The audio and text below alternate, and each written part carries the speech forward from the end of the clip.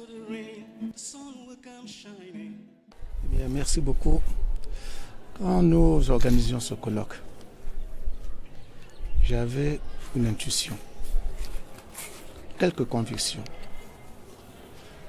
À la fin de ce colloque, c'est plutôt une forte conviction. Et cette conviction, que le rêve dont on parlait tout à l'heure, peut devenir une réalité. Car en réalité, nous pensions effectivement que dans ce monde d'aujourd'hui, l'économie d'aujourd'hui, très dominée par l'argent, qu'il s'agit de l'économie globale ou en entreprise, il y a quelque chose à faire. Que certes, l'argent c'est très important, mais l'argent ne saurait être une fin. Il faut qu'on revienne à cette réalité anthropologique, que c'est d'abord l'homme qui est en cause, son destin, la destinée de l'humanité. Et il faut donc développer en homme ce qu'il y a de relationnel, car c'est ça qui est important. Il y a vraiment de relationner en homme. C'est ça qui peut vraiment permettre le partage.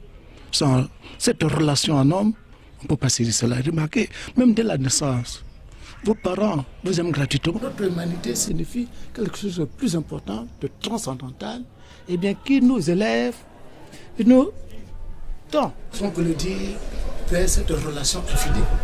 Cette humanité, il faut la construire. Et j'étais vraiment persuadé.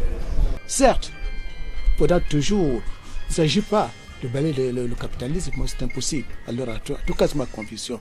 Mais il s'agit de donner un sens plus relationnel à cette économie, que l'argent ne domine pas, que plutôt la relation en entreprise et dans l'humanité pour, comme on a dit, réduire, pourquoi pas, éliminer la pauvreté.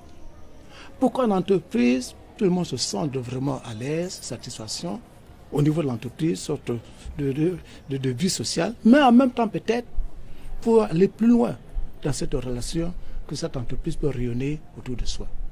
L'entreprise, quand elle est créée, on peut croire que c'est l'affaire des choses d'entreprise, mais très vite, ce n'est plus son affaire. Ce n'est plus son affaire. Même si on n'entre pas la relation, ce n'est plus son affaire, car ça va très mal, mais le temps peut intervenir, a fortiori, quand c'est toute l'humanité qui le regarde. Voilà un peu ce message. Et j'avais vraiment pensé qu'on pourrait progressivement, dans nos universités, développer cette réflexion. Évidemment, encourager les jeunes entrepreneurs qui tentent déjà cette expérience. Je pense que c'est bien encourager. Mais il faut également que le rêve devienne quelque chose de construit. Vous savez, toute théorie a commencé comme ça. Il y a eu un rêveur.